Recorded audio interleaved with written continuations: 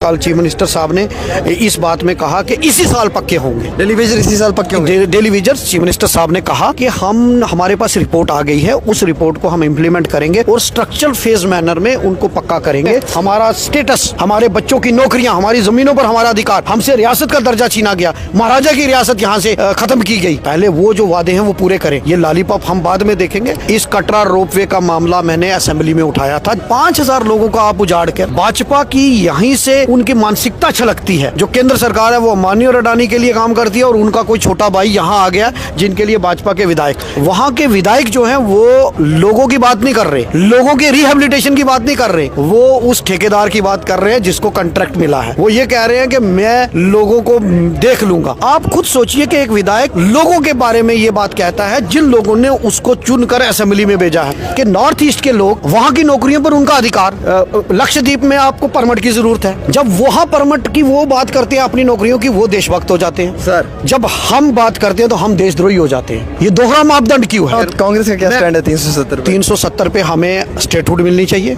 With special constitutional guarantee. 370 मिलना चाहिए। अरे मैं कहता हूँ अगर 370 से मुझे मेरे नौजवानों की नौकरियों की फिक्र है, मुझे मेरी जमीनों की फिक्र है, मुझे हमारी इज्जत की फिक्र है। आप घुमा रहे हो मेरी बात। मैं कहता हूँ 370 मिलना चाहिए। यस और नो? नहीं, मेरा सवाल ये है कि हमारा कॉन्स्टिट्यूशनल स्टेटस हमें बहाल कर दीजिए। अगर आपको वर्ड से प्रॉब्लम है तो वर्ड आप कोई भी रख लीजिए। 29 भारतीय जनता पार्टी के विधायक कटरा वाले मुद्दे को, रोपवे को लेकर खामोश हैं। वहाँ पे कई सारे लोगों का रोजगार दांव पे लगा हुआ है। एज अ कांग्रेस एमएलए आप कैसे देखते हैं इस पूरे मैटर को? देखिए, मैं पहला एमएलए हूँ जिसने लास्ट सेशन में इस कटरा रोपवे का मामला मैंने असेंबली में उठाया था जब श्रीनगर में सेशन हुआ। तो हमारा ये मानना है कि 5000 लोगों का आप उजाड़ कर भाजपा की यहीं से उनकी मानसिकता छलकती है कि वो हमेशा अंबानी और अडानी, जो केंद्र सरकार है वो अंबानी और अडानी के लिए काम करती है और उनका कोई छोटा भाई यहाँ आ गया जिनके लिए भाजपा के विधायक। कल मुझे हैरानी इस बात की हुई कि हमें लोग चुनकर भेजते हैं, लेकिन वहाँ के विधायक जो हैं वो लोगों की बात नहीं कर रहे, लोगों के रिहेबिलिटेशन की बात नहीं कर रहे, वो उस ठेकेदार की बात कर रहे हैं जिसको कॉन्ट्रैक्ट मिला है। वो ये कह रहे हैं कि मैं लोगों को देख लूँगा।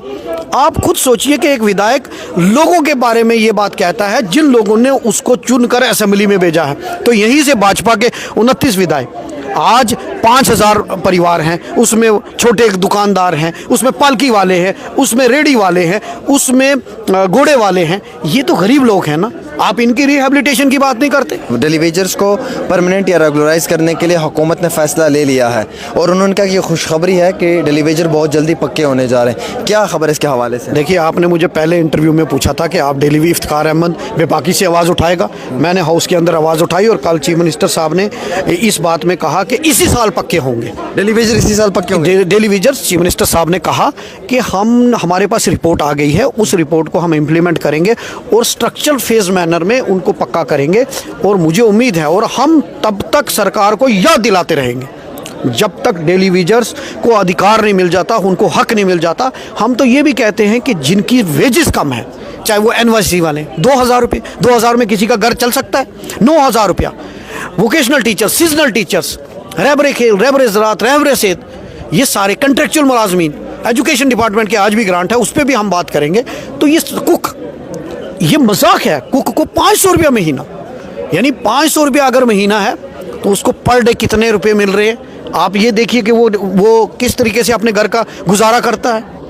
और मैं तो ये कहता हूँ कि मिनिमम वेजेस एक्ट लागू होना चाहिए। हमारे जितने प्राइवेट स्कूल हैं उसमें 10,000 सैलरी। अब क्या प्राइम मिनिस्टर नरेंद्र मोदी जी की तारीफ करेंगे, क्योंकि अब रेल जो है वो राजौरी पुंछ भी आ रही है? देखिए, जहाँ हमारे जो मेंबर ऑफ पार्लियामेंट मियां अल्ताफ़ साहब की कोशिशों की वजह से, क्योंकि वो हमारी रिप्रेजेंटेशन पार्लियामेंट में कर रहे हैं, तो सबसे पहला हम क्रेडिट मियां अल्ताफ़ साहब को देंगे क्योंकि उनकी कोशिशों, मोदी जी को देंगे, और दूसरा रेलवे मिनिस्टर साहब को देंगे, और तीसरा सरकार को तो क्रेडिट जाता ही है। लेकिन मानना पड़ेगा, अगर अंग्रेज़ों ने भी काम किया था, अंग्रेज़ों ने भी पार्लियामेंट हाउस बनाया था, संसद बनाई थी, लेकिन हमारा वकार छीन कर, हमारी इज्जत पामाल करके, हमारे बच्चों की नौकरियां छीनकर, हमारी ज़मीनों पर बाहर के लोगों को अधिकार देकर अगर वो कहते हैं कि डेवलपमेंट हम कर रहे हैं, तो ऐसी। आपका सपना भी था कि राजौरी पुंछ रेल आए और वो सपना आपका पूरा किया मोदी जी ने। इज्जत मिलनी चाहिए, मैं आपको जलील पहले करके आपका सपना पूरा किया ना। मैं आपको जलील करके आपको खाना दे दूं तो मुझे वो जिल्लत वो खाना नहीं चाहिए जो हमें हमारा स्टेटस, हमारे बच्चों की नौकरियां, हमारी ज़मीनों पर हमारा अधिकार, हमसे रियासत का दर्जा छीना गया, महाराजा की रियासत यहाँ से ख़त्म की गई। पहले वो जो वादे हैं वो पूरे करें। ये लॉलीपॉप हम बाद में देखेंगे, ठीक है, अच्छा इनिशिएटिव है, उसको हम मानते हैं, लेकिन जो वादे हैं पार्लियामेंट के अंदर स्टेटहुड का, हमारी ज़मीनों पर हमारा अधिकार होना चाहिए, हमारी बिजली पर हमारा अधिकार होना चाहिए, हमारी नौकरियों पर हमारा अधिकार होना चाहिए। मेरा सवाल एक है कि नॉर्थ ईस्ट के लोग, वहाँ की नौकरियों पर उनका अधिकार, लक्षद्वीप में आपको परमिट की ज़रूरत है, जब वहाँ परमिट की वो बात करते हैं अपनी नौकरियों की, वो देशभक्त हो जाते हैं सर। जब हम बात करते हैं तो हम देशद्रोही हो जाते हैं। ये दोहरा मापदंड क्यों है? ये दोहरा मापदंड क्यों है? क्योंकि स्टेटस, हमें स्टेटस नहीं है। नहीं, हमें स्टेटस, और एलओपी साहब कहते हैं स्टेटस की कोई बात ही नहीं है। भाई आप जाओ संविधान पढ़ो।